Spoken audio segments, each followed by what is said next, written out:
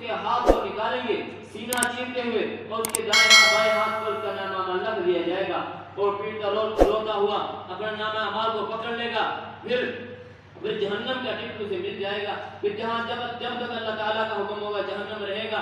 اگر کلمہ پڑھا ہوگا تو اللہ تعالیٰ اسے جنت میں جگہ عطا فرمائیں گے. نماز کی حفاظت کرنے پر اللہ تعالیٰ مہمان نوازی کر رہے ہیں.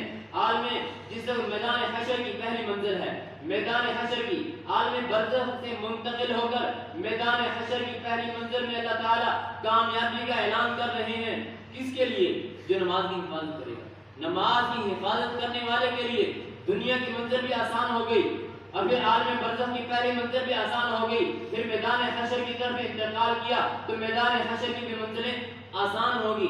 اب جس وقت جنت کی طرف جانا ہے, ہم مسافر ہیں, ہم چلتے چلے جا رہے ہیں اس دنیا سے. جس وقت سے اللہ تعالیٰ نے ہمیں دنیا سے بھیجا ہے ہم اس وقت سے چل رہے ہیں. ہماری زندگی اس وقت, ہمارا سفر اس وقت سے شروع ہے.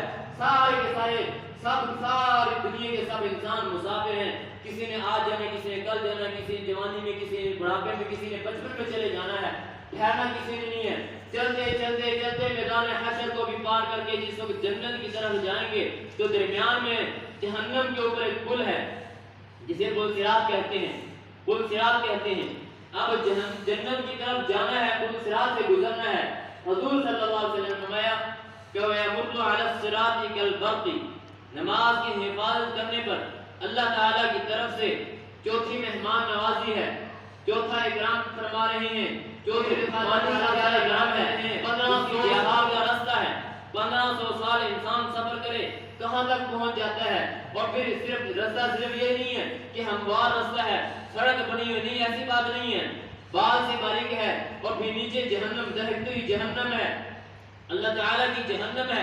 اور پھر اوپر سے گزرنا ہے. گزرنا 1500 سال کا راستہ کیسے گزریں گے؟ نماز کی حفاظت کرنے پر اللہ تعالیٰ اس کی مہمان نوازی فرما رہے ہیں. وَيَمُرُّ عَلَى الصِّرَاطِ كَالْبَرْقِ کہ وہ برق کی طرح گزر جائے گا, بجلی کی طرح گزر جائے گا, اسے پتہ ہی نہیں چلے گا. 1500 سال کا راستہ, 500 سال اوپر کی طرف چڑھنا ہے, 500 سال پھر ہموار راستہ ہے, پھر 500 سال نیچے کی طرف اترنا ہے. 1500 سال کا راستہ نماز کی حفاظت کرنے پر اللہ تعالیٰ بجلی کی طرح اسے پار کروا دیں گے, اس کی مہمان نوازی ہو جائے گی. اور پھر 5ویں مہمان نوازی اس کے لیے وَيَدْخُلُ الْجَنَّةَ بِغَيْرِ حِسَابٍ. جنت کے اندر ہمارا جو اصلی گھر ہے, ہمارا اصلی ٹھکانہ ہے, جہاں پر ہم نے ہمیشہ ہمیشہ رہنا ہے. اللہ تعالیٰ وعدہ فرما رہے ہیں کہ دنیا کی لذتوں میں نہ پڑو, یہ دنیا عارضی زندگی ہے, چند دنوں کی زندگی ہے. حضرت نوح علیہ السلام نے سب سے زیادہ اس دنیا کے اندر عمر گزاری ہے, وقت گزارا ہے. حضرت جبریل علیہ السلام نے پوچھا کہ آپ دنیا کے اندر گئے ہیں, آپ نے دنیا کو کیسے پایا؟ بعض مفسرین لکھتے ہیں کہ حضرت نوح علیہ السلام کی عمر 1400 سال تھی. بعض کہتے ہیں کہ حضرت نوح علیہ السلام کی عمر 1700 سال تھی. 950 سال تو لوگوں کو اللہ تعالیٰ کی طرف بلایا ہے. 950 سال لوگوں کو اللہ تعالیٰ کی طرف, دین کی طرف بلایا ہے, کلمے کی دعوت دی ہے. 950 سال لوگوں کی باتیں سنی ہیں, لوگوں کو اللہ کی طرف بلایا, لوگوں نے پتھر بھی مارے ہیں اور پھر تان و تشریح بھی کیا ہے. اور کبھی ایسا نہیں ہو کہ استقبال کے لیے لوگ کھڑے ہو گئے ہوں, نہیں, لوگ گالی بھی دیتے, برا بھلا بھی کہتے تھے. اللہ کے لیے سب کچھ برداشت کرتے چلے گئے.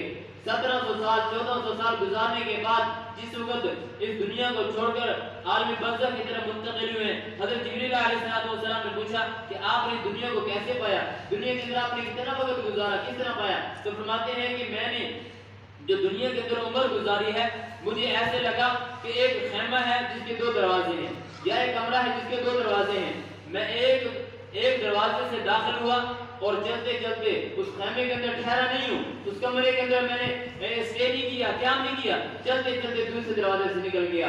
1400 سال زندگی ہے, 1700 سال زندگی ہے. کیا فرما رہے ہیں کہ تھوڑا سا وقت گزارا ہے, انتہائی مختصر وقت گزارا ہے. ہمارے پاس تو وقت ہی انتہائی تھوڑا ہے.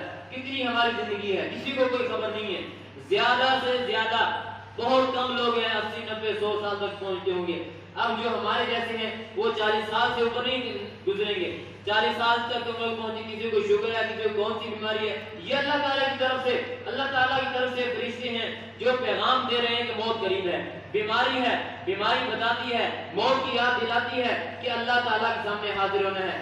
داڑھی کے اندر سفید بال آ گئے تو یہ خبردار کرتے ہیں کہ سفید بال آ گئے ہیں، اللہ کے سامنے حاضر ہونا ہے، اس دنیا کو چھوڑ کر چلے جانا ہے، ہر وقت موت کی تیاری میں لگے رہیں۔ انسان کا یہی مقصد ہے کہ ہم اس دنیا کے اندر رہتے ہوئے ایک اچھی موت کما کر جائیں۔ فَمَن زُحْزِحَ عَنِ النَّارِ وَأُدْخِلَ الْجَنَّةَ فَقَدْ فَازَ، کامیاب شخص وہ ہے جو جہنم سے بچا دیا گیا، جنت کے اندر داخل ہو گیا، وہ کامیاب ہے۔ اور جنت میں داخلے کی گارنٹی ہم اپنی جھوٹی زبانوں سے اس بات کا اقرار کرتے ہیں کہ حضور صلی اللہ علیہ وسلم سب سے زیادہ صادق و امین ہیں، اصدق الصادقین ہیں، سچوں میں سب سے زیادہ سچے ہیں، لیکن جس وقت ہم ان کے فرامین سنتے ہیں، حضور صلی اللہ علیہ وسلم نے فرمایا، میں نے آپ کے سامنے حدیث پڑھی تھی، من حافظ علی الصلاۃ، نماز کی حفاظت کرو، نماز کی حفاظت کرو، کیا انعام ملے گا؟